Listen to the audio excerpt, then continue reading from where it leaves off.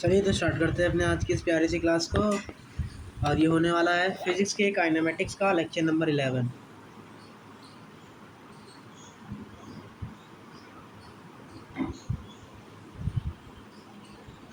तो अभी तक आपने इस चैप्टर में पढ़ा कि 2D मोशन अगर होता है तो उसको कैसे सॉल्व किया जाएगा, और कल आपने पढ़ा था इक्वेशन ऑफ एनवलप क्या है और क्या नहीं।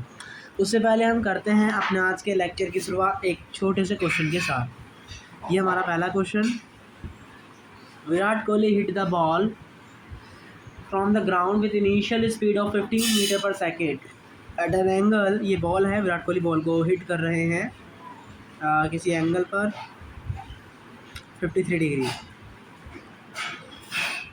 Due to wind ball get a horizontal constant acceleration of 2 metre per second square. Because of हवा चलने की वजह से इसकी हॉरिजॉन्टल डायरेक्शन में एक एक्सीलरेशन और लग जाता है, जिसको आप क्या कहते हो, ए। तो मतलब एक एक्सीलरेशन इधर लग रहा है और एक नीचे जी तो लग ही रहा था। इसका वैल्यू 10 है और इसका वैल्यू 2 मीटर पर सेकेंड। इसका मतलब अब जो एक्स में डायरेक्शन आ रही है, एक्स में जो वेलोसिटी आ रही है वो भी वेरिएबल या वेरी कर रहा है। तो क्वेश्चन में पूछा है मैक्सिमम फ्लाइट, रेंज और हाइट और टाइम ऑफ फ्लाइट, ये तीन चीज़ हमसे पूछी गई। सबसे पहले कंपोनेंट करेंगे तो इनिशियली आपको कितना दिया, 50 मीटर पर सेकंड। इसका कंपोनेंट करेंगे 50 cos 30, तो ये हो जाएगा आपका 30 और ये आ जाएगा आपका 40। ओके, नाउ देखिए करना क्या है। अब हम टाइम ऑफ फ्लाइट निकाल लेते। टाइम ऑफ फ्लाइट बराबर क्या होता है, u in y direction and divide by g, 2u by जी।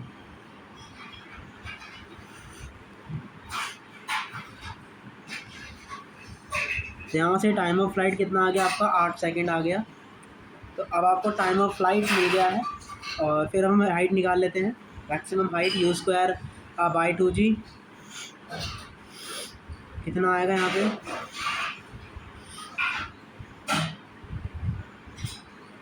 तो यहाँ जाएगा 80 मीटर। तो मतलब मैक्सिमम हाइट कितना आ गया उसका, 80 मीटर। अब रेंज की बात करते हैं, तो रेंज कैसे निकालेंगे, देखिए आप एस बराबर UT plus half AT square लगा दीजिए। टोटल टाइम ऑफ फ्लाइट है और यू है, एक्स डायरेक्शन में लगा रहा हूँ मैं, एक्स में रेंज चाहिए ना। तो इनिशियल कितना 40, टाइम है उसका, अरे एक सेकेंड, 30 है, टाइम है 8 प्लस हाफ, एक्सीलरेशन 2, 8 का स्क्वायर 240 और 64,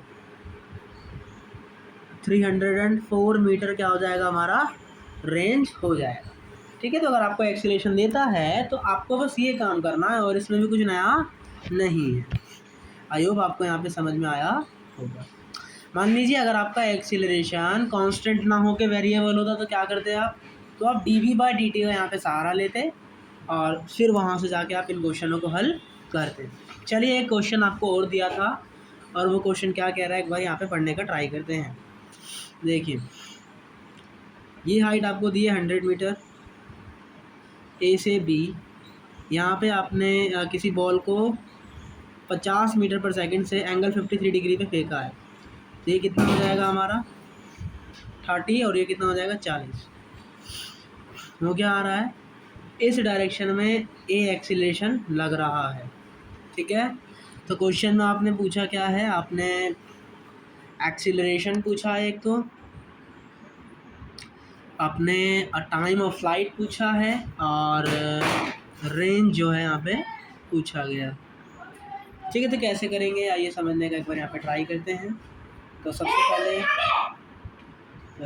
सबसे पहले यहाँ पे देखते हैं क्या करना है हमें। अब वाई डायरेक्शन में हम एस बराबर UT plus half AT square लगा देते हैं। तो -100 is equals to Y direction में वेलोसिटी 14 प्लस का T minus half G T square, 5 × 40 और ये 20। यहाँ क्या हो जाएगा हमारा, g square minus 80 minus 20 is equals to 0। अब यहाँ से टाइम निकाल लीजिए। टाइम कैसे निकालेंगे, 5 × 20 फिर इधर 4 जी का सूत्र लगा सकते हैं, माइनस में प्लस माइनस बी का स्क्वायर माइनस 4ac, 80 और 64 144, किसका हो गया 144, 12 का, एंड डिवाइड बाई 2। प्लस लेंगे तो 10 सेकंड आएगा, माइनस लेंगे तो -2 आएगा, माइनस वाला पॉसिबल नहीं। तो टोटल टाइम ऑफ फ्लाइट कितना आ गया, सॉरी, तो टोटल टाइम ऑफ फ्लाइट कितना आ गया अपना 10 सेकंड। ठीक है, अब आपने टाइम ऑफ फ्लाइट निकाल दिया। अब आपसे पूछा क्या है, आपसे बेसिकली एक्सीलरेशन पूछा है जो कि इस डायरेक्शन में लग रहा है। तो एक्सीलरेशन कैसे निकालेंगे आइए एक बार समझते हैं।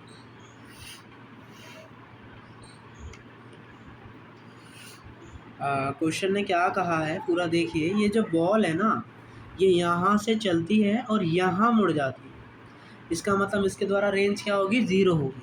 अब आप क्या लगा सकते हो, एक्स में U T plus half A T square, displacement क्या हो जाएगा 0, क्योंकि वो तो वहीं आ गया। समझ आया ना आपको। तो यू टी बराबर क्या हो जाएगा, half A T square, sine वगैरह आप देख सकते हैं। तो यू का वैल्यू 30 है, टी का वैल्यू 10 है, मल्टीप्लाई 2 डिवाइड में टी का square, and this is equals to acceleration. तो इस तरीके से आपके ए का वैल्यू कितना आ गया, 6 मीटर पर सेकेंड स्क्वायर, और माइनस क्यों, क्योंकि आपने डायरेक्शन उसका अपोजिट साइड है। तो आपको ऐसे क्वेश्चनों को यहाँ पे कर लेना है। इजी क्वेश्चन था, कुछ इसमें हार्ड नहीं था। चलिए अगला क्वेश्चन है, 29 जुलाई को आया हुआ है। एक ऑब्जेक्ट है जिसको आपने प्रोजेक्ट किया है हवा में, और उसका initial velocity U at an angle theta, okay, U है और किसी एंगल थीटा पे फेंका है। The projectile motion is such that the horizontal range is maximum, okay, horizontal range जो है वो मैक्सिमम हो गया है। मैक्सिमम होने का मतलब है जो थीटा है वो 90 डिग्री हो गया है। इसका मतलब थीटा क्या है, 0 डिग्री से 90 की तरफ हम कह सकते हैं। Another object is projected in the air with a horizontal range half of the range of first object। अगर स्टार्टिंग में r थी तो अब जो उसका हॉरिजॉन्टल रेंज है वो r/2 हो गया है। The initial velocity remains same in both cases. The value of the angle of projection at which the second object is projected will be dash degree। समझिए क्या कह रहा है मोटा भाई। देखिए कुछ भी आफत नहीं है क्वेश्चन को करने में। आपने ऑब्जेक्ट को फेंका है, हवा में फेंका है, कह रहा है कि हॉरिजॉन्टल रेंज मैक्सिमम है। तो क्या होता है फॉर्मूला क्या होता है, u square sine theta upon g. अब साइन टू थीटा मैक्सिमम है, मतलब ये साइन टू थीटा का वैल्यू 1 आ जाएगा। तो अरेंज क्या आ गया हमारे यहाँ से। अब क्वेश्चन ने बोला है कि अब आपने सेम अपने एक और को फेंका है, एक और ऑब्जेक्ट को फेंका है जिसका रेंज कितना हो गया है, इस वाली रेंज का आधा, और दोनों की इनिशियल वेलोसिटी भी क्या है, सेम है। तो क्या निकालना है आपको, थीटा निकालना है कि किस एंगल पर आपने फेंका है। तो r2 बराबर रेंज बराबर क्या होता है, u square sine theta upon g, और यहाँ क्या आ गया r/2। r की जगह क्या लिख सकते हो, मैक्सिमम है तो यू स्क्वायर बाय जी हो जाएगा 2g। इससे ये कटा, इससे ये कटा, तो साइन थीटा बराबर क्या आ गया, हाफ, और हाफ कब होता है 2 थीटा साइन थीटा एट π/3, मतलब 30 डिग्री पर। तो इसका मतलब यहाँ से थीटा का वैल्यू कितना आ गया हमारा, तो यहाँ से थीटा का वैल्यू कितना आ जाएगा 15 डिग्री। और एक और चीज़ समझिए, क्योंकि थीटा पॉजिटिव चीज़, तो जो थीटा होता है वो फर्स्ट क्वाड्रेंट में भी पॉजिटिव होता है और सेकंड क्वाड्रेंट में भी पॉजिटिव होता है। तो 15 डिग्री तो फर्स्ट क्वाड्रेंट में हो गया, और सेकंड क्वाड्रेंट में क्या आएगा 180 - 15, मतलब 175 डिग्री। तो थीटा की कौन सी वैल्यू पॉसिबल है, 15 डिग्री भी हो सकता है और 175 डिग्री भी हो सकता है। क्यों, क्योंकि जो साइन थीटा होता है वो फर्स्ट क्वाड्रेंट में भी पॉजिटिव होता है और सेकंड क्वाड्रेंट में भी पॉजिटिव देखता हुआ नज़र आता है। चलिए आगे बढ़ते हैं और अपना अगला क्वेश्चन यहाँ पे करते हैं। The trajectory of a projectile projected from the ground is given by y बराबर x - x square by 20। Okay, x and y are measured in meter, the maximum height attained by the projectile will be। सबसे पहले आप comparison कर लीजिए।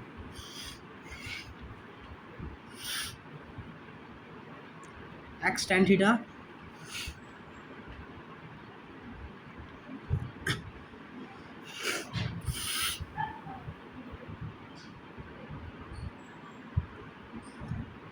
तो क्या होगा, ये वाला जो x tan थीटा ये x के बराबर आएगा, ऊपर वाले इक्वेशन से कंपेयर करेंगे तो यहाँ से tan थीटा का वैल्यू कितना आ गया 1 आ गया। तो इसका मतलब थीटा का वैल्यू कितना है 45 डिग्री। अब हम इसको इसके इक्वल करते हैं, g(x²)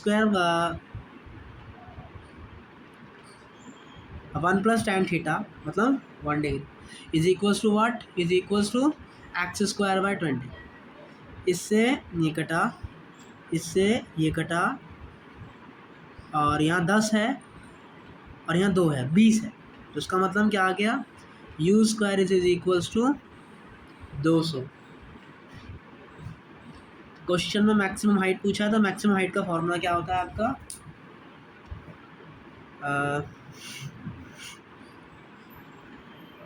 वेलोसिटी इन वाई मतलब you square sine square theta upon 2g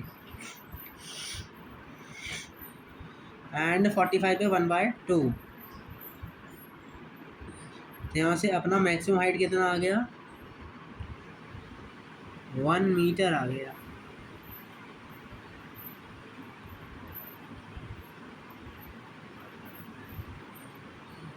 second, तो यहाँ से भाग किया तो इससे ये कटा, इससे ये कटा और यहाँ आ जाएगा। तो इस तरीके से मैक्सिमम हाइट आ जाएगी हमारी 5 मीटर। तो ये अपना हो गया यहाँ से आंसर। चलिए आगे बढ़ते हैं ना question. The trajectory of a projectile near the surface of the earth is given as y बराबर 2x माइनस 9h स्क्वायर।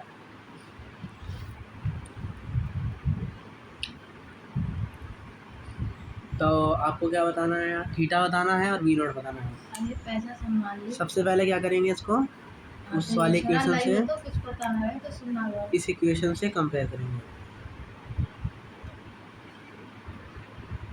तो ये अपनी जनरल इक्वेशन है, हमने कंपेयर किया, तो इसको कंपेयर करेंगे तो यहाँ से tan थीटा बराबर 2 आ गया। इसका मतलब थीटा का वैल्यू है, लेकिन हमसे कॉस और साइन में पूछा है।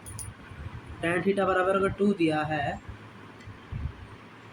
तो बट्टे में 1 होगा, इसका मतलब ये लंब हो गया, ये आधार हो गया। तो हमारा ट्रायंगल क्या बनेगा, ये वाला। तो अब साइन थीटा का वैल्यू क्या हो जाएगा, लंब बट्टे कर्ण, और आधार का वैल्यू क्या हो जाएगा हमारा, आधार बट्टे कर्ण। इसका मतलब थीटा बराबर आ गया साइन इनवर्स 2/√5 या फिर कॉस इनवर्स 1/√5। तो ये थीटा का वैल्यू निकाल लिया। अब आपसे वी नॉट पूछा है तो वो निकालते हैं। इसको और इसको कंपेयर किया तो पूरा टर्म कट गया, और tan थीटा 2 है, मतलब ये 4 हो जाएगा, 4 और 1 5 हो जाएगा। इसका मतलब यहाँ क्या बचेगा हमारा, 5u square by 2 is equals to 1। इसका मतलब यू स्क्वायर का वैल्यू क्या आ गया हमारा, करते हैं चलिए इसे एक बार सही से। क्या है, g/2u स्क्वायर ब्रैकेट में 1 + 4 and is equals to g। ठीक है, तो यहाँ से हमारा क्या आ गया, U square is equals to 5/2। तो ये हमारी किसकी वैल्यू आ गई, यू स्क्वायर की। ओके, ये जी नहीं है, ये 9 दिया है क्वेश्चन में, जी नहीं है, ये 9 है सर, दिस इज 9। ओके, तो ये गड़बड़ हो गया बस। तो यहाँ 10 हो गया, 2 पंजे 10 हो जाएगा और 5 पंजे 25 हो जाएगा। इसका मतलब यहाँ आ जाएगा अपना 25/9। तो यू का वैल्यू कितना आ गया, 5/3 मीटर पर सेकंड। तो सिर्फ क्वेश्चन प्रैक्टिस है और कुछ भी इसमें नहीं है। आगे बढ़ते हैं। If the initial velocity in horizontal direction of projectile is unit vector I cap and the equation of trajectory is y बराबर 5x ब्रैकेट में 1 माइनस, इसका मतलब 5x माइनस 5x स्क्वायर। तो यहाँ से कंपेयर करेंगे तो tan थीटा का वैल्यू कितना आ जाएगा, 5 आ जाएगा। ओके, ये आ गया। और इसको कंपेयर करेंगे तो यहाँ से क्या आएगा, g/2u square 1 + tan square theta मतलब 26 and which is equals to हमारा ये 5। यहाँ 10 है, 2 पंजे 10, इससे ये कटा। तो इसका मतलब यू स्क्वायर का वैल्यू कितना आ गया, 26। इसका मतलब यू का वैल्यू आ गया है रूट में 26। तो ये यू का वैल्यू आ गया जो इसने पूछा। इसने क्या पूछा है, the component vector of the initial velocity Y. अच्छा, वाई की डायरेक्शन में इसका जो कॉम्पोनेंट होगा वो जो है हमसे यहाँ पे पूछा गया। तो क्या होगा, वाई के डायरेक्शन में component you sine theta. You का वैल्यू आप निकाल चुके हैं, √26 है, आपको साइन थीटा निकालना। tan थीटा बराबर कितना दिया है, 5 दिया है, बट्टे में 1 मान लीजिए। आधा एरिया है वो क्या बनेगा, त्रिभुज 5 1 और यहाँ पे 25 + 1 26 मतलब √26। तो अब साइन थीटा का वैल्यू कितना आ जाएगा, लंब बट्टे कर्ण। इसका मतलब √26 मल्टीप्लाई साइन थीटा 5/√26। तो इस तरीके से आपका वाई डायरेक्शन में वेलोसिटी कितना आ जाएगा, 5 मीटर पर सेकेंड आ जाएगा। और जो क्वेश्चन में उन्होंने पूछा था वो हमने यहाँ पे इजीली बता दिया है। चलिए अगला क्वेश्चन करते हैं, जो कि जनवरी 2025 मॉर्निंग शिफ्ट में आया हुआ है। काफ़ी बढ़िया क्वेश्चन है। Particle is projected at angle 30 degree. एक पार्टिकल को 30 डिग्री के एंगल पर हमने फेंका है at a speed of 60 metre per second.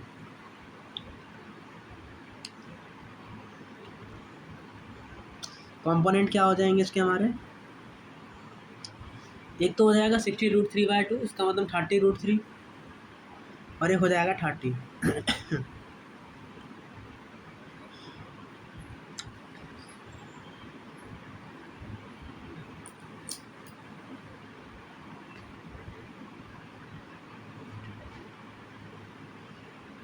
The height traversed by the particle in the first second is h0। अच्छा, पहले सेकंड में जो हाइट है वो h0 ट्रैवल करती है। The height traveled in the last second before it reaches the before height is h1। तो ये अपना टोटल कहानी है, यहाँ से यहाँ तक चलना चालू हुई और t बराबर 1 सेकंड पर ये चलती है h0। जब आखिरी का सेकंड होगा तब ये हाइट ट्रैवल करती है h1 before it is a maximum height. Okay, तो मैक्सिमम हाइट ये होती है। तो मैक्सिमम हाइट ट्रैवल करने से 1 सेकंड पहले ये h हाइट ट्रैवल करती है। Height traverse in the last second before it reaches the maximum height is h1। तो ये यहाँ पर कहीं जाती है।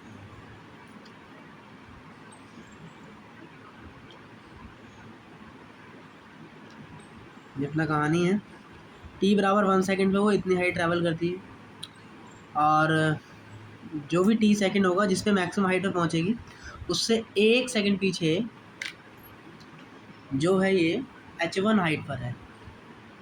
Height traverse by in the last second before it reaches the maximum height is h1। सबसे पहले टाइम ऑफ फ्लाइट निकाल लेते हैं। तो वो 2u sin θ/g मतलब 30 × 2 डिवाइड में g। इसका मतलब कितना आ गया समय? 6 सेकंड। इसका मतलब आधा ट्रैवल करने में कितना जाएगा? 3। इसका मतलब तीसरे सेकंड पे वो क्या होगी? मैक्सिमम हाइट पर होगी, और पहले सेकंड पे कहाँ होगी? h0 पर। तो t बराबर 2 सेकंड पर, क्या जी? t बराबर 2 सेकंड पर उसने जो हाइट ट्रैवल करी है वो ये होगी। तो क्वेश्चन में बोला है कि इतने दौरान उसने जो हाइट ट्रैवल करी है 2 से 3 तक जाने में जिसने हाइट ट्रैवल करी है वो कितनी ट्रैवल करी है? जूम करें तो इतनी हाइट ट्रैवल उसने जो है करी है, उसको हमने h1 बोला है। तो क्वेश्चन ने बोला है आपको h0 और h1 का रेशो बताना है। तो क्या करेंगे? सबसे पहले हम हाइट h0 निकाल दें। s बराबर ut प्लस हाफ h² लगाएंगे। u क्या होगा? 30 मल्टीप्लाई टाइम कितना है? 1 second minus half g and time 1 second. तो कितना आ गया यहाँ पे डिस्प्लेसमेंट? 25 मीटर। मतलब h0 का वैल्यू है ये।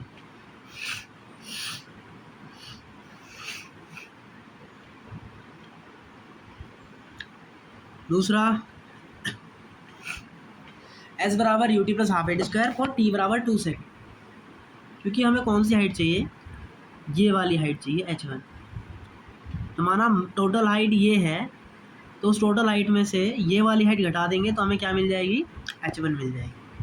तो t बराबर 2 सेकेंड के लिए लगाते हैं तो क्या आ जाएगा? 30 दूनी 60 माइनस हाफ g और t का स्क्वायर मतलब 4। इसका मतलब यहाँ पे डिस्प्लेसमेंट कितना आ गया? 40 मीटर। अब t बराबर 3 सेकेंड के लिए निकालते हैं। 90 माइनस हाफ t का स्क्वायर कितना है यहाँ पे डिस्प्लेसमेंट? 45 मीटर। तो इसका मतलब h1 क्या आ जाएगा हमारा? मैक्सिमम में से वो हाइट माइनस करवा दीजिए तो कितना आ जाएगा मैक्सिमम डिस्टेंस h1? 5 मीटर। इसका मतलब लास्ट 1 सेकंड में 5 मीटर की डिस्टेंस कवर कर रहा है और इनिशियल में कितनी कर रहा था? 25 मीटर। तो दोनों का रेशो क्या आ गया? 5:1। और हमसे यही आंसर में पूछा भी। तो आई होप ये इजीली समझ आ गया होगा। चलिए आगे बढ़ते हैं। ये 28 जनवरी की इवनिंग शिफ्ट का क्वेश्चन है। दो projectile are fixed with same initial speed from position on ground at angles 45 degree minus alpha and 45 degree plus alpha. The ratio of their maximum height का रेशियो क्या होता है? तो यू स्क्वायर साइन थीटा, नहीं maximum height तो U square sine square theta upon 2g होता है। तो इसका मतलब दोनों का रेशियो पूछा है। 2g तो कट जाएगा, बचेगा क्या? Sine square 45 minus alpha upon sine square 45 plus alpha. तो हम इसे क्या लिख सकते हैं?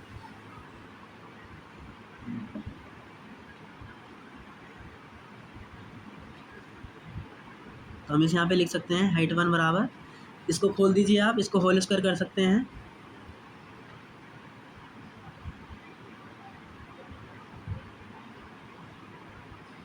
इसका मतलब साइन ए माइनस बी का फॉर्मूला क्या होता है? साइन 45 मतलब 1/√2 multiply cos alpha minus cos 45 मतलब 1/√2 and multiply sine alpha. Same नीचे कहानी होगी, बस साइन यहाँ पे जो है चेंज हो जाएगा, क्योंकि आंसर tan की टर्म में दिया है इसलिए मुझे ऐसा करना पड़ रहा है। अब 1/√2 सब में से कॉमन लिया और यहाँ से क्या कर दिया? उड़ा दिया। ठीक है,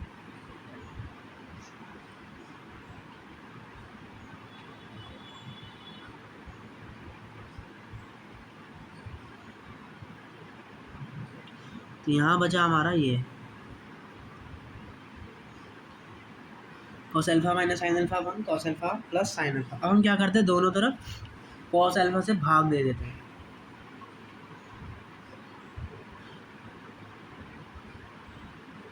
लेकिन ये स्क्वायर में भी तो है, तो अब स्क्वायर खोल दीजिए। इसका स्क्वायर क्या हो जाएगा? Cos square alpha plus sine square alpha, जो कि 1 हो जाएगा, -2 कॉस अल्फा साइन अल्फा। और यहाँ भी ऐसे होगा 1 + 2 cos alpha into sine alpha.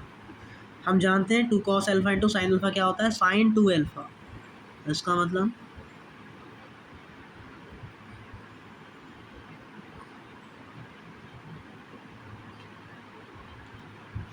हम लिख सकते हैं क्या? 1 माइनस साइन 2 अल्फा अपॉन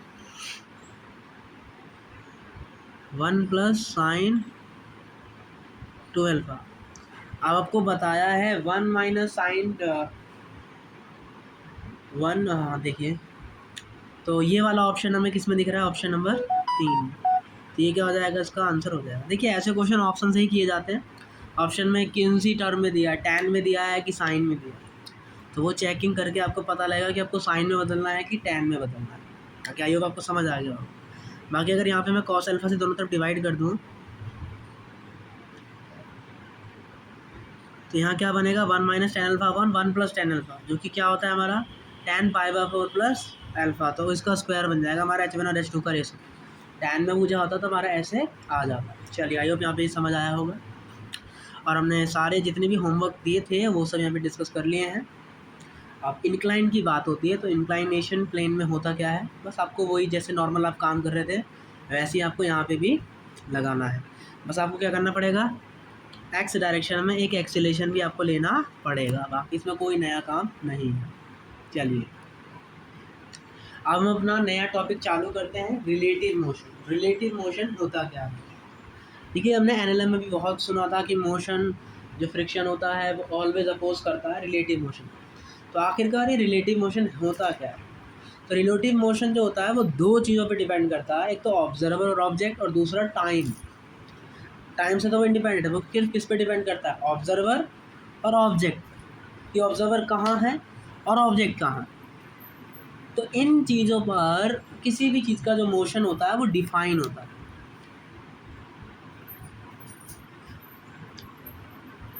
इसका मतलब motion always depends on observer and object.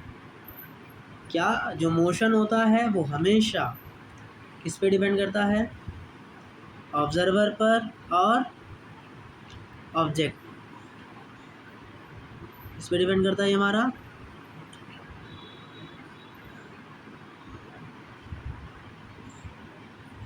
Observer पर and object. Motion is always depend on observer and object. Position हो, डिस्प्लेसमेंट हो, डिस्टेंस हो, स्पीड हो, वेलोसिटी हो, एक्सीलरेशन हो, कुछ भी हो, पाथ हो, एंगल हो, इन सब पर हमारा क्या डिपेंड करता है? मोशन डिपेंड करता है। अब मान लीजिए ये सब जो है ना, ये ऑब्जर्वर और ऑब्जेक्ट ही बताते हैं कि डिस्प्लेसमेंट कितना है, पोजीशन कितना है, स्पीड कितना है, वेलोसिटी कितना है। ये सब मोशन डिफाइन होता है स्पीड से, वेलोसिटी से, लेकिन ये सब डिफाइन करता है कौन है? ऑब्जर्वर और ऑब्जेक्ट। इसका मतलब ये किस पे डिपेंड कर रहा है?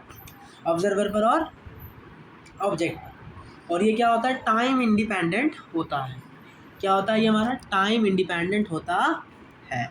अब समझने का ट्राई करें। देखिए ये एक रेलगाड़ी चल रही है, छुक छुक छुक छुक छुक छुक। रेलगाड़ी आई, छुक छुक छुक छुक छुक छुक छुक। ये रेलगाड़ी है, किसी एंगल से लग नहीं रही। अरे फील कर लो, ये क्या हमारी रेलगाड़ी, छोटी सी रेलगाड़ी है। अब तो पूरा मज़ा ही आ गया। अरे बस भैया बस, बस ना है यूँ रेलगाड़ी छे। तो ये रेलगाड़ी बना लीजिए हमने।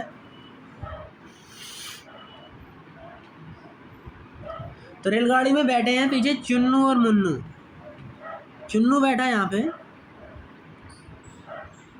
और मुन्नू बैठा है यहाँ, और यहाँ बैठा है दोनों का बड़ा भाई कल्लू।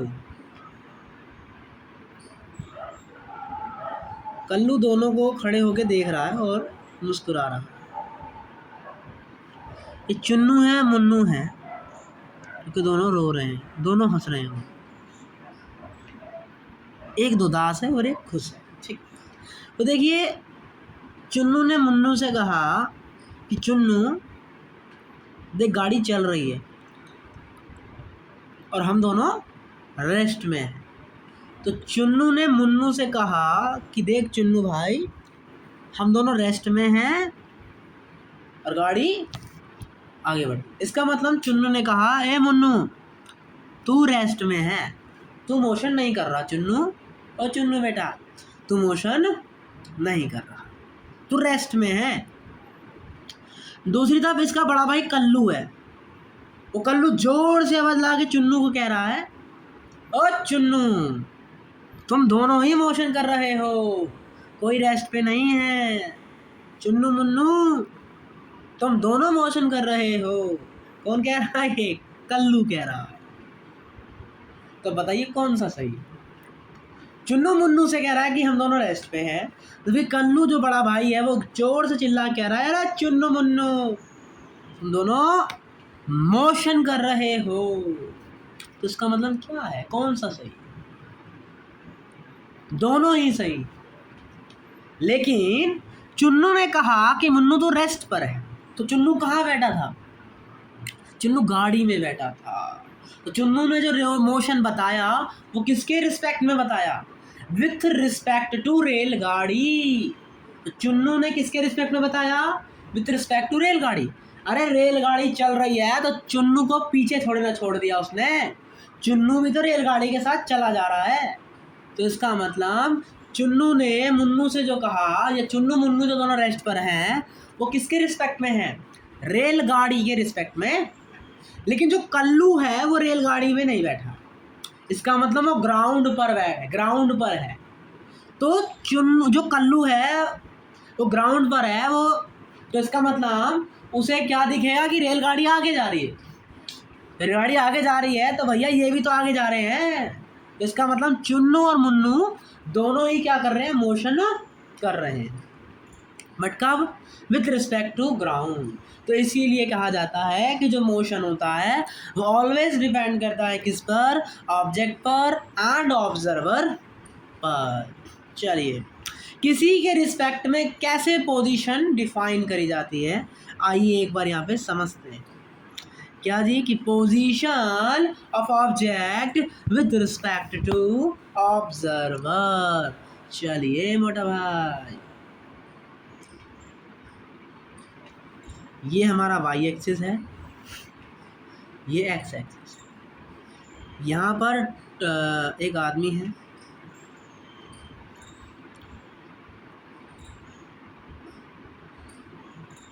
ये आदमी है, और एक आदमी ये रहा जो उड़ रहा है भाई साहब, पैर आगे इसके, ये आदमी उड़ रहा है। ठीक है, इसको पकड़ने के लिए इसके हाथ में कुछ चीज़ है जिसको पकड़ने के लिए ये आदमी ऐसे चलते हुए जा रहा है, और उन दोनों को पकड़ने के लिए दोनों आदमी यहाँ खड़े हैं।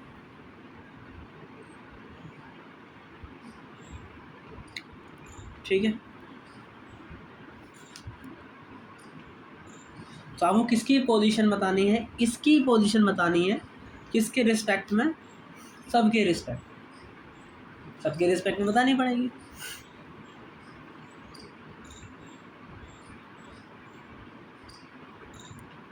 चलिए इसको ऐसे समझने का ट्राई करते हैं। देखिए, आपको किसी की भी पोजीशन बतानी हो तो किसका सहारा लेते हो, इस पोजीशन वेक्टर का।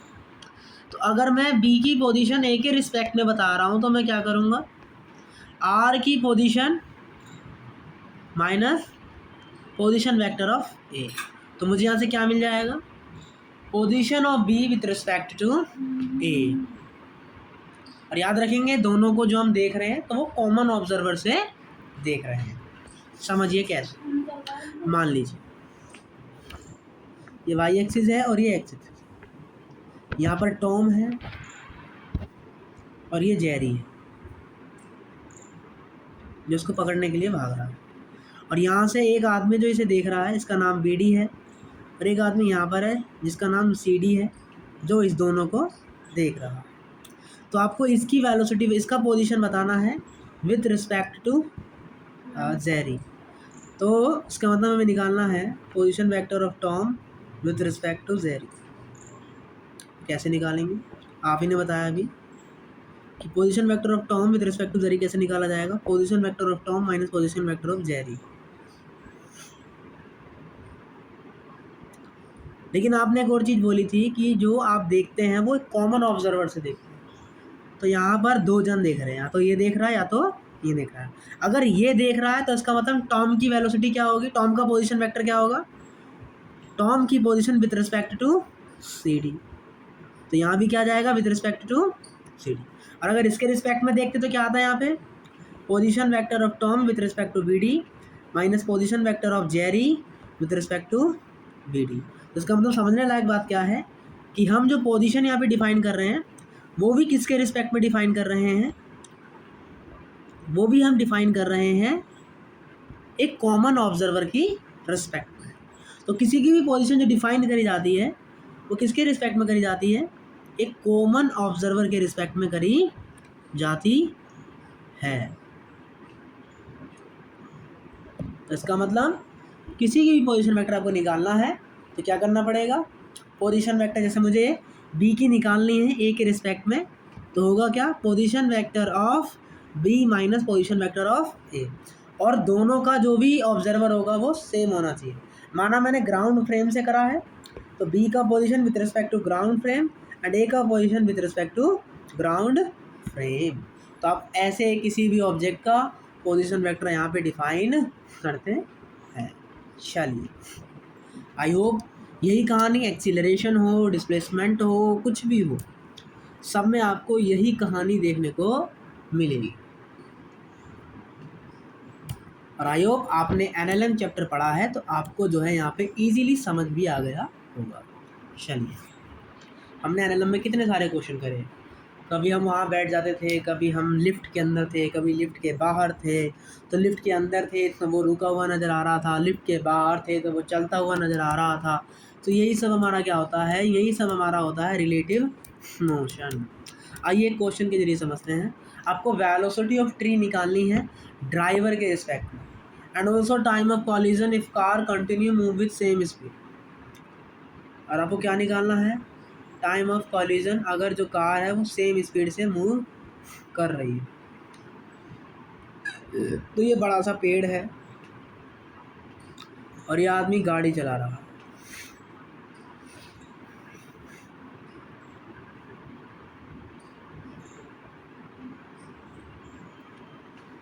इसका स्पीड है 5 मीटर पर सेकेंड और दोनों के बीच का डिस्टेंस है 100 मीटर।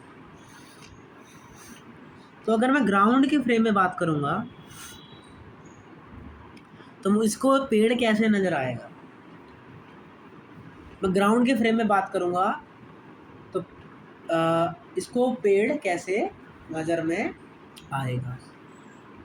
सर अगर मैं ग्राउंड फ्रेम से बात करूँगा तो पेड़ जो है मुझे रुका हुआ नज़र आएगा, इसका मतलब जो पेड़ की वेलोसिटी है वो 0 हो जाएगी।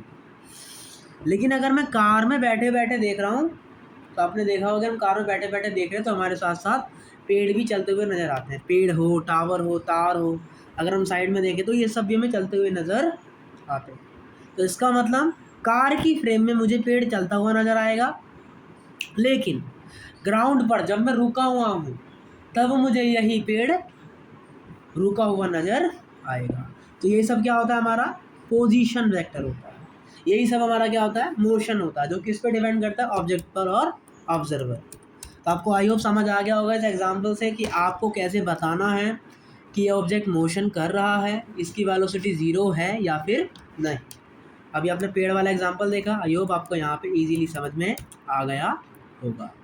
चलिए अब हम यहाँ से कुछ क्वेश्चंस करते हैं और अपने इस टॉपिक्स को थोड़ा सा बेहतरीन बना लेते हैं। कुछ क्वेश्चन होमवर्क में दिए गए हैं, आई होप उनको आपको जाना है और ट्राई करना है।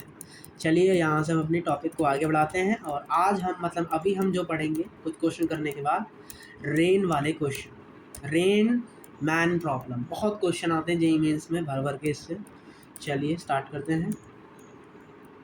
तो आपको वेलोसिटी फाइंड करनी है, किसकी, ए की, विद रिस्पेक्ट टू बी, और दूसरा velocity of A with respect to C. इसका मतलब velocity of A with respect to B क्या होगा हमारा, वेलोसिटी ऑफ ए, बट जो भी फ्रेम से देख रहे हो वो यहाँ पे लिखना पड़ेगा, माइनस वेलोसिटी ऑफ बी। अब जिस भी फ्रेम से देख रहे हो वो यहाँ पे लिखना पड़ेगा। क्वेश्चन में क्या दिया है, ये है हमारा कार चला रहा है,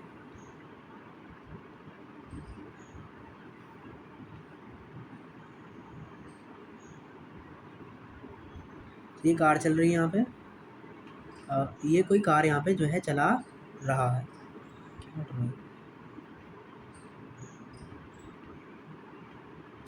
एक दूसरी तरफ इसका दोस्त है जो कि कार चला के इधर आ रहा है।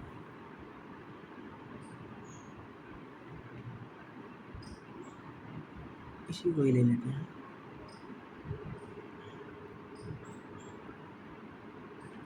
तो ये दूसरा दोस्त जो कार को चला के लेके आ रहा है इस तरफ, ये जा रहा है जी इस तरफ। इसका वेलोसिटी 6 मीटर पर सेकंड,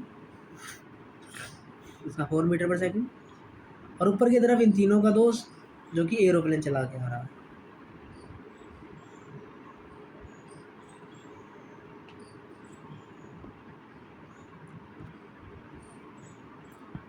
यहाँ चल रहा है जी एरोप्लेन, हेलीकॉप्टर।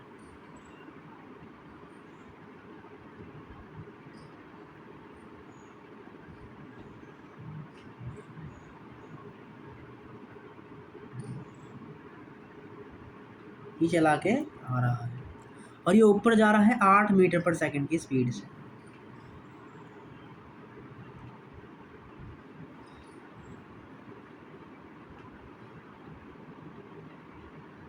ये कहाँ जा रहा है जी, ऊपर की तरफ जाता हुआ नजर आ रहा है। इसका मतलब ये ऐसे उड़ रहा है, ऐसे ऐसे ऐसे जा रहा है ये वाला। और ए वाला किधर जा रहा है, ये ऐसे जा रहा है, ये इधर जा रहा है जी, इधर। और बी वाला किधर जा रहा है, ये इधर आ रहा है। ठीक है, तो इस पॉइंट को आपने ए बोला, इसको बी बोला है और इसको सी बोला है। तो पहले क्वेश्चन में क्या बोला है जी, एक बंदा बैठा है कौन सी में, एक बंदा बैठा है बी में, यह वाला बंदा इसको देख रहा है, तो इसकी वेलोसिटी पूछिए। इसका मतलब velocity of A with respect to B क्या होगा, velocity of A minus velocity of B. और कौन सी फ्रेम में, कार की फ्रेम में, आप ले लीजिए क्योंकि दोनों कार में देख रहे हैं। इसका मतलब दोनों को कौन सी फ्रेम में ले लीजिए, कार की फ्रेम में ही ले लीजिए। इसका वेलोसिटी कितना है, 4 मीटर पर सेकंड, और इसका कितना है, 6 मीटर पर सेकंड। इसका मतलब velocity of A minus velocity of B, और बी का वेलोसिटी है 4 लेकिन माइनस डायरेक्शन। इसका मतलब velocity of A with respect to B कितना आ जाएगा, tan आई क्या। तो ये हो जाएगा आपका पहला क्वेश्चन।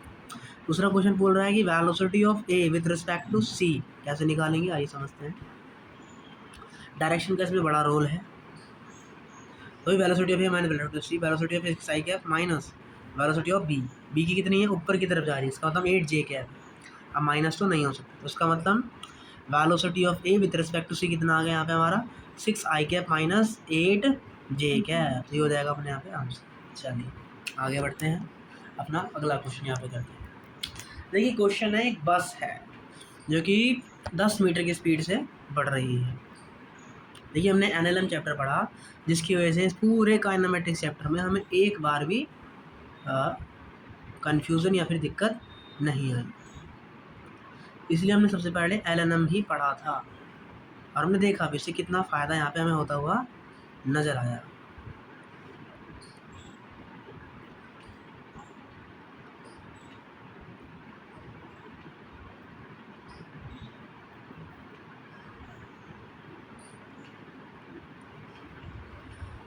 ये वी वेलोसिटी से आगे जा रहा है। अब बस is moving with the speed, और एक आगे बस है, स्कूल बस है या कुछ भी है।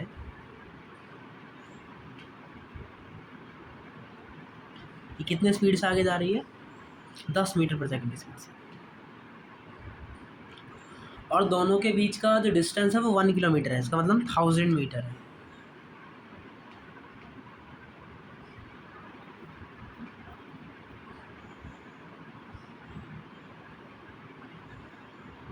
चलिए बस आगे जा रही है 10 मीटर पर सेकंड की स्पीड से, दोनों का डिस्टेंस 1000 मीटर है और इसका वेलोसिटी है, ये जो स्कूटर चल रहा है इसका वेलोसिटी है v। तो क्वेश्चन आपसे कह रहा है, एक बार पढ़िए क्वेश्चन, नोट्स खोल सकते हैं आप, पढ़ सकते हैं वहाँ से, भेज रखा है। A bus is moving with a speed of 10 meter per second on a straight road. A scooterist wishes to overtake the bus in 100 seconds. ये चाहते कि मैं 100 सेकंड में इसको ओवरटेक कर सकूँ। If the bus is at a distance of 1 kilometer from the scooterist, with what speed should the scooters chase the bus? Overtake करना चाहती है ये और बस को आगे, बस से आगे जो है निकलना चाहती है। 10 सेकंड, 100 सेकंड, तो उसे कितने वेलोसिटी की ज़रूरत पड़ेगा? तो इसको इसके रिस्पेक्ट में क्या निकालना पड़ेगा? वेलोसिटी निकालना पड़ेगा।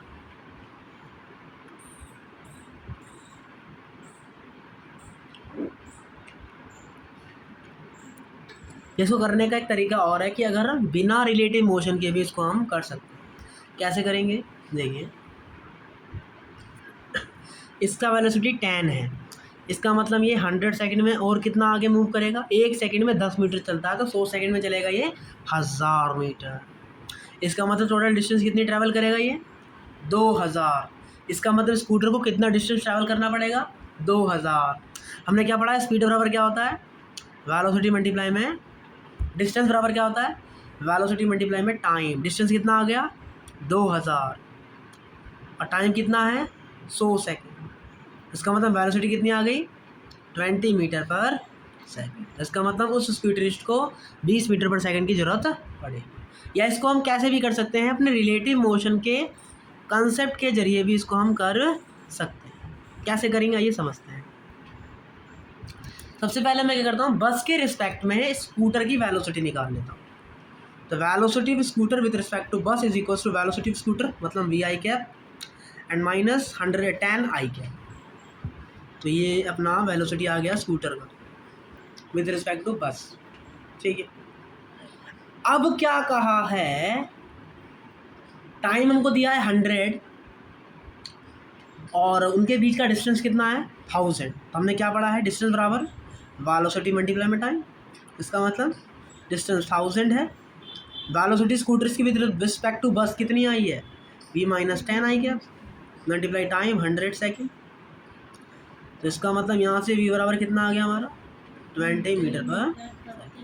इसका मतलब अगर हम रिलेटिव मोशन लगाएं तो भी अपना 20 आ रहा है और विदाउट रिलेटिव मोशन करेंगे तो भी हमको सेम ही आंसर देखने को मिलेगा। तो इस तरीके से हमें अपने क्वेश्चन को ऐसे जो है करना है। चलिए आगे बढ़ते हैं और एक और क्वेश्चन करते हैं और अपने कॉन्सेप्ट को थोड़ा सा और मजबूत कर लेते हैं।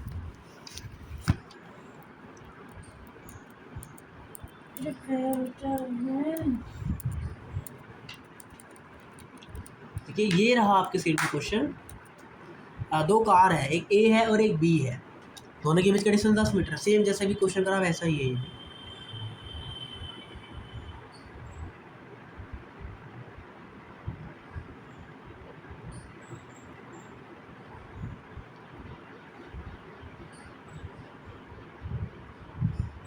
ये कहानी है।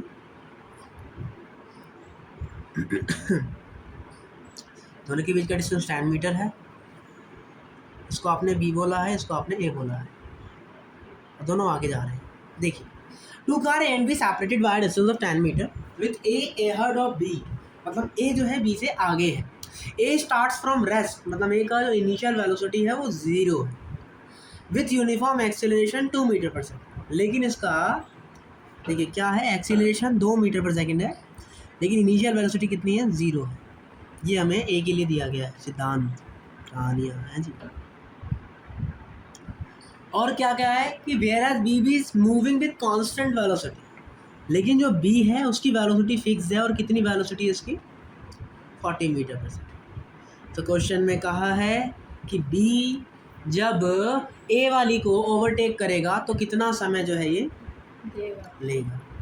तो अगर बी को, सबसे पहले हम इसको दो तरीके से कर सकते हैं, या तो इसको हम कर लें रिलेटिव मोशन से, या तो without relative motion. First at all we should try, हम इसको विदाउट रिलेटिव मोशन करने का ट्राई करते हैं। देखिए, इसे ओवरटेक करना है, इसका मतलब उसे इतना डिस्टेंस ट्रैवल करना पड़ेगा, तो वो हम निकाल सकते हैं डिस्प्लेसमेंट के नज़रिए से। पहले हम टोटल डिस्टेंस निकाल लेते हैं। अगर हमें टोटल डिस्टेंस मिल जाएगा तो फिर वहाँ से हम टाइम निकालना पॉसिबल हो पाएगा। चलिए कैसे निकालेंगे।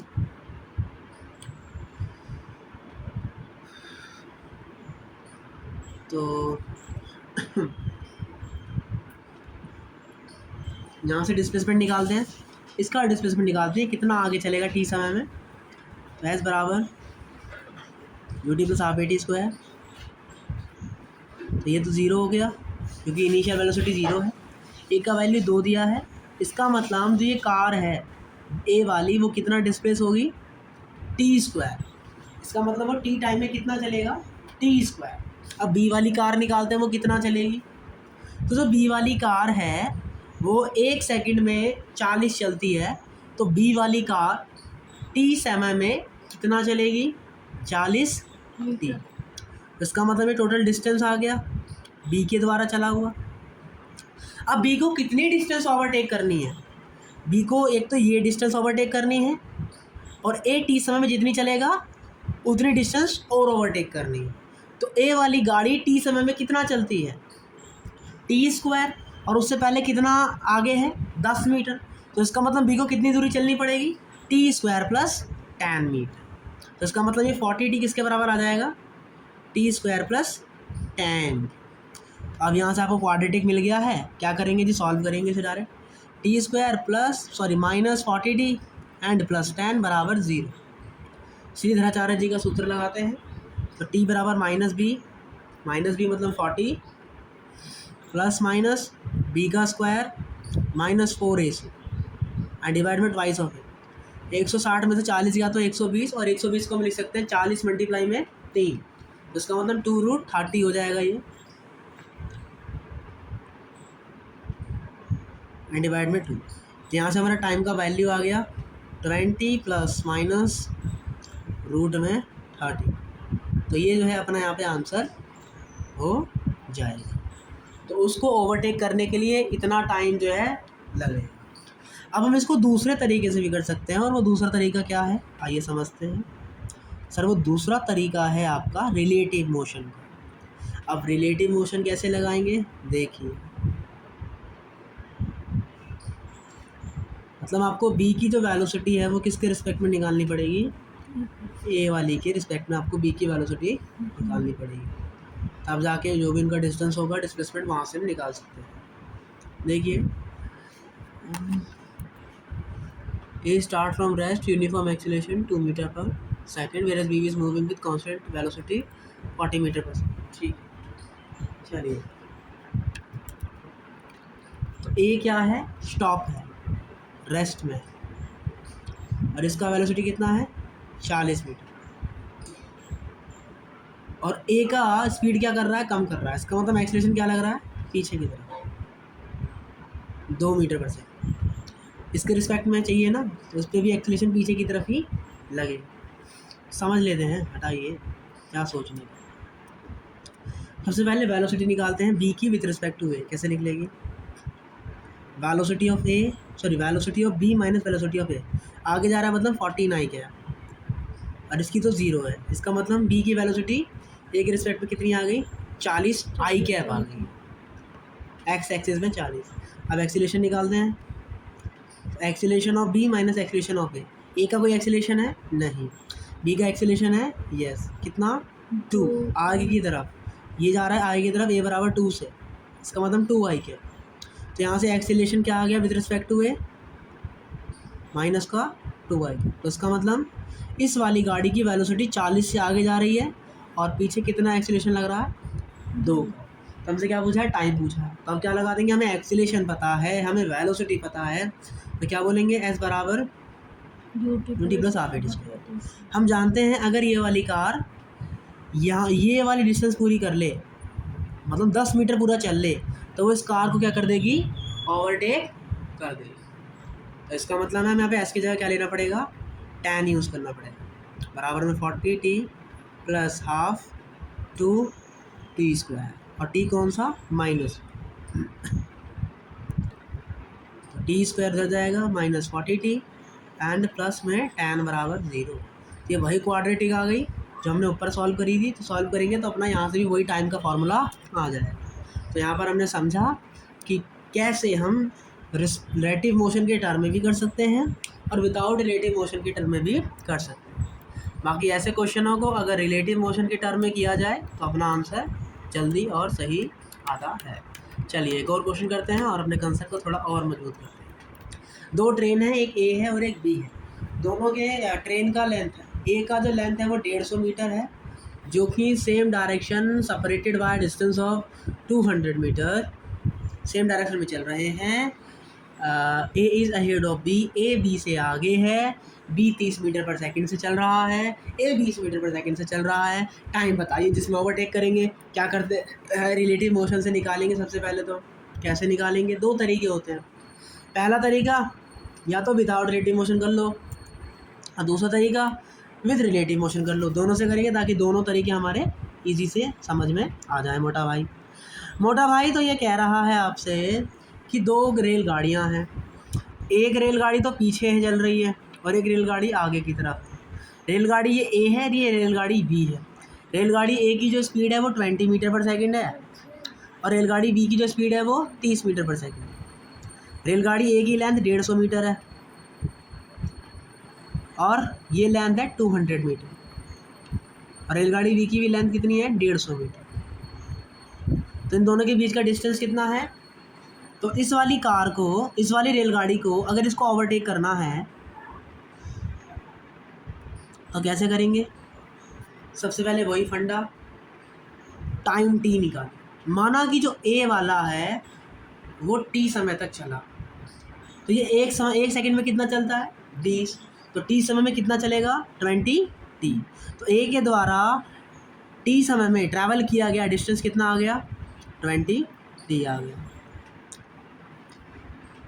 अब बी का निकालते हैं। बी एक सेकंड में 30 चल रहा है, तो टी समय में कितना चलेगा 30 टी चलेगा। ये बी का डिस्प्लेसमेंट आ गया। अब समझने वाली बात क्या है, बी को चलना कितना है, उसे यहाँ से चलना है, यहाँ से लेकर यहाँ तक ट्रैवल करना है। तो ये दोनों बीच का डिस्टेंस कितना हो गया 150 प्लस 200 मतलब 350। और कितना चलना है, जितना ए चलेगा, ये कितना चल रहा है 20 टी। तो ऑब्वियस है कि बी को कितना चलना पड़ेगा 350 प्लस 20 टी। इसका मतलब 350 प्लस 20 टी किसके बराबर आ जाएगा 30 टी के बराबर आ जाएगा।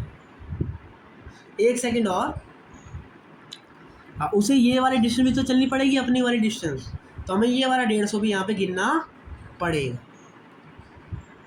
देखिए समझिए, तो हमें क्या भी करना पड़ेगा, ये वाला डिस्टेंस भी गिनना पड़ेगा। होगा क्या, टी समय के बाद क्या होगा, टी समय के बाद क्या होगा, इनिशियल तो वो दोनों यहाँ थे, लेकिन जैसे ही टी समय हो जाएगा पूरा, तो ये वाली गाड़ी क्या करेगी, इसको ओवरटेक करेगी। ये वाली यहाँ कहीं पहुँच जाएगी और इसने ओवरटेक कर दिया, मतलब ये क्या हो गई, इससे आगे आ गई है। ये क्या हो गई, इससे आगे आ गई है। तो ऑब्वियस है कि इस वाली गाड़ी ने कितनी डिस्टेंस चली है, ये पूरी डिस्टेंस चली है। ये डिस्टेंस कितनी थी, इसकी डिस्टेंस कितनी है 150 मीटर। ऐसे करते समझते चलिए। ये कहाँ तक था, ये तो टी बराबर 0 पे था, टी बराबर 0 पे ये कितना, इनके दोनों के बीच का डिस्टेंस कितना था 200 और इसका डिस्टेंस था 150। टी समय के बाद कितना और चल गया, ये 20 टी चल गया। लेकिन ये वाली गाड़ी थोड़ा और आगे बढ़ गई और दोनों रेलगाड़ी की लेंथ कितनी है 150 मीटर, तो ये भी कितना भी जोड़ना पड़ेगा यहाँ पे 150 मीटर।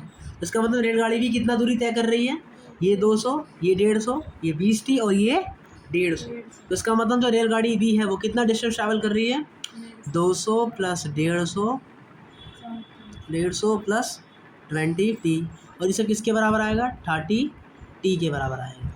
तो 30 टी में से 20 टी गया तो 10 टी बचा, और यहाँ 150, 300 और 200 500। तो इसका मतलब कितना समय लगेगा उसे ओवरटेक करने में 50 सेकंड का समय लगेगा। अब इसको दूसरा तरीका क्या है, आप रिलेटिव मोशन के टर्म में कर लीजिए। रिलेटिव मोशन के टर्म में क्या करना पड़ेगा, आपको उसके रिस्पेक्ट में वेलोसिटी निकालनी पड़ेगी। तो ये रेलगाड़ी बी है जिसका वेलोसिटी है 20 और ये ए है ये बी है जिसका वेलोसिटी है 30।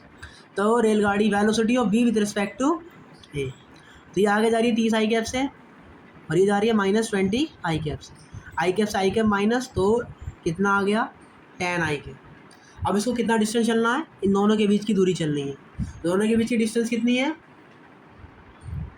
इसका डिस्टेंस कितना है 200 और ये कितना है 150। तो कितना चलना पड़ेगा इसे 350 चलना पड़ेगा।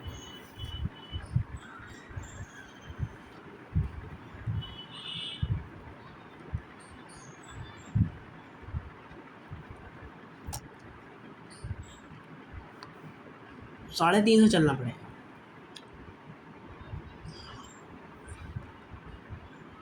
लेकिन यहाँ फ़र्क क्या है, देखिए ये रेलगाड़ी पीछे है, उसका मतलब जब ये ओवरटेक करेगी तो रेलगाड़ी इससे आगे आ जाएगी, उसका मतलब उसे इतना डिस्टेंस और फालतू चलना पड़ेगा। तो ये रेलगाड़ी ए और रेलगाड़ी बी के बीच डिस्टेंस कितने का आ रहा है 200 मीटर।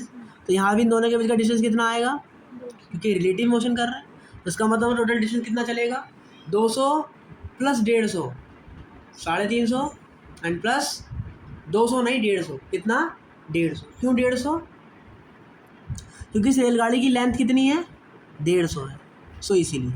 तो कितना डिस्टेंस होगा 500 बराबर वेलोसिटी मल्टीप्लाई टाइम। तो यहाँ से भी टाइम का वैल्यू क्या आ गया 50 सेकंड। समझते हैं हमने क्या किया, हमने ये कहानी करी, ये रेलगाड़ी ए है, ये रेलगाड़ी बी है। एट टाइम टी पर इन दोनों के बीच का डिस्टेंस 350 था। फिर कुछ समय के बाद जैसे ही ये वाली रेलगाड़ी इसको ओवरटेक करेगी, ये इससे आगे की तरफ आ जाएगी। चूँकि रेलगाड़ी यहाँ कहीं आ गई है तो इस वाली रेलगाड़ी को इतना डिस्टेंस और चलना पड़ेगा, मतलब अपनी लेंथ के बराबर डिस्टेंस और चलना पड़ा। इसका मतलब उसे 150 डिस्टेंस और चलनी पड़ी। तो टोटल इसे कितना डिस्टेंस चलना पड़ गया 500 बराबर आ गया वेलोसिटी मल्टीप्लाई टाइम। तो वेलोसिटी 10 है, तो यहाँ से टाइम का वैल्यू कितना आ गया 50 सेकेंड। तो इन क्वेश्चनों को ऐसे किया जाता है। और हमने समझा कि जनरली जो क्वेश्चन होते हैं ये अगर हम इन्हें रिलेटिव मोशन के टर्म में करेंगे तो यहाँ से अपना जो आंसर है वो ईजीली आ जाता है। आई होप यहाँ पे ये समझ में आया होगा और हमने अपने इस कंसेप्ट को विथ रिस्पेक्ट टू क्वेश्चन बहुत अच्छे से स्मूथली समझ लिया है। अब आगे बढ़ते हैं और अब हम पढ़ते हैं रेन वाली प्रॉब्लम के क्वेश्चनों को आखिरकार कैसे हैंडल किया जाएगा। अब हम पढ़ने जा रहे हैं रेन मैन प्रॉब्लम्स। चलिए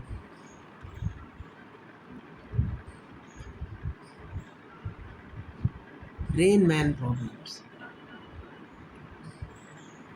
To avoid getting wet from rain, direction of umbrella is parallel to the direction of rain with respect to man।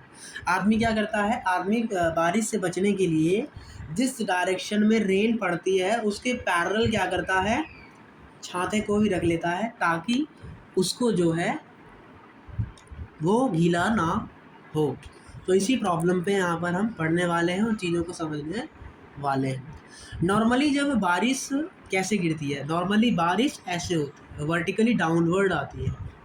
लेकिन कभी कभी जब तेज़ हवा चलती है, वाइंड आती है, तब वो वेलोसिटी तिरछी भी, तब बारिश हॉरिजॉन्टली मुड़ भी जाती है, तब बारिश जो होती है वो हल्की सी टेढ़ी भी हो जाती है हवा चलने की वजह से। तो अगर वेलोसिटी डाउनवर्ड आ रही है तो रिवर का वेलोसिटी होगा, इसका जो वेलोसिटी है वो, और नीचे की तरफ जा रही है तो जे क्या माइनस की डायरेक्शन। लेकिन अगर किसी ऐसे टेढ़ा होकर जा रही है, इसका मतलब अब ये किसी एंगल पे जा रही है, उसे कॉम्पोनेंट करने पड़ेंगे, एक कॉम्पोनेंट इधर आएगा, एक कॉम्पोनेंट इधर आएगा।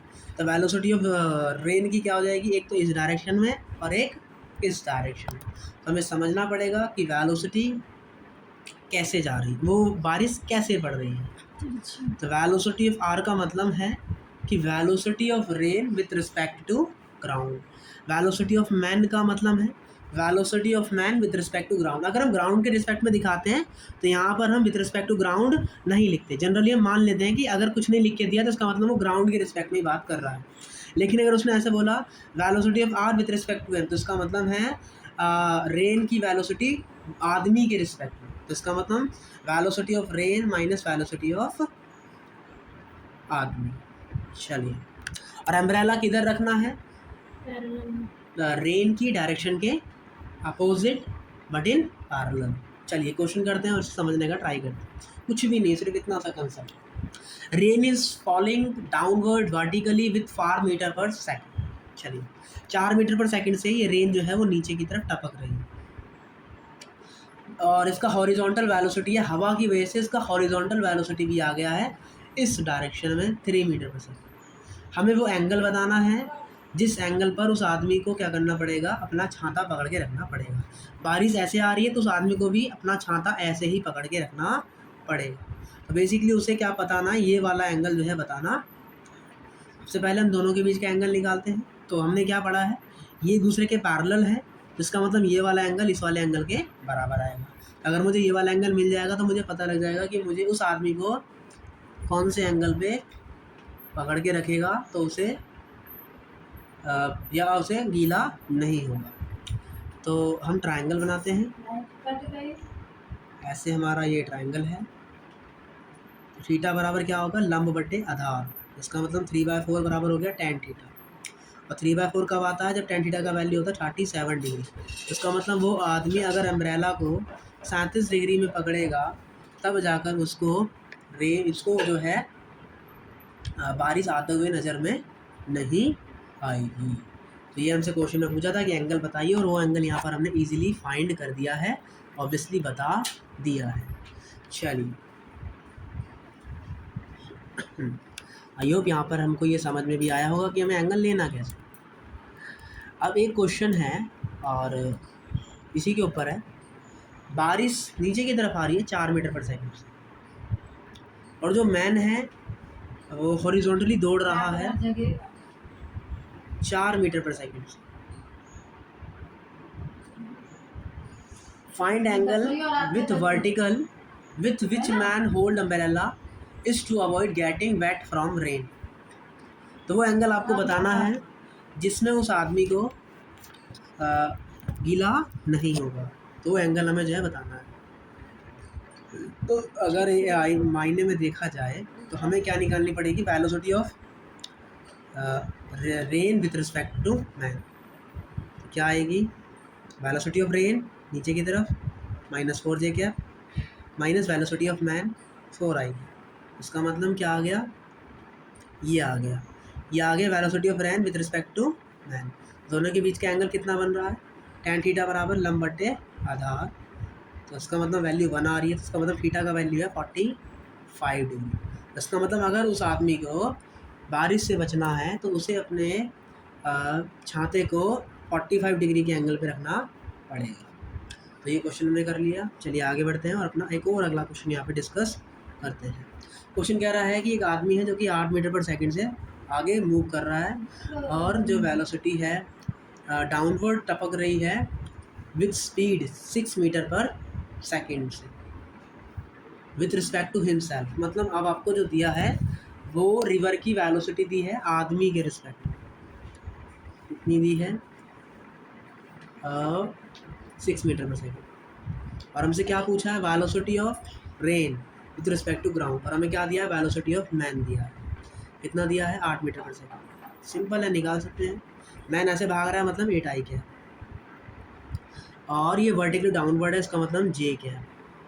तो वेलोसिटी ऑफ क्या रिवर कैसे निकलेगी, velocity of river with respect to man क्या होता है, ये तो हो जाएगा तुम्हारा -6 जे क्या बराबर क्या, velocity of river sorry rain minus velocity of man. अब इधर आ जाएगा, तो इस तरीके से वेलोसिटी ऑफ रेन क्या आ जाएगी हमारी 6 जे कैप प्लस 8i, इसका मतलब 8i cap minus 6j cap जो है अपनी वेलोसिटी ऑफ रेन हो जाएगी। ऐसे जो है हमने यहाँ पे ये क्वेश्चन कर लिया। और एक आध क्वेश्चन यहाँ पे होमवर्क में दिया है, ये क्वेश्चन होमवर्क में करके लेके आना है। मिलेंगे कल, और कल ही अपना चैप्टर काइनेमेटिक्स फिनिश हो जाएगा और परसों से अपना नया चैप्टर चालू होगा, और उस चैप्टर का नाम है सर्कुलर मोशन, जो कि छोटा सा पार्ट होगा हमारा, जो कि हम सेंटर ऑफ मास के बाद रोटेशनल मोशन चालू करेंगे, तो उसमें बड़ा काम का वो चैप्टर रहेगा। तो मिलते हैं कल, तब तक के टाटा बाय बाय, जय हिंद।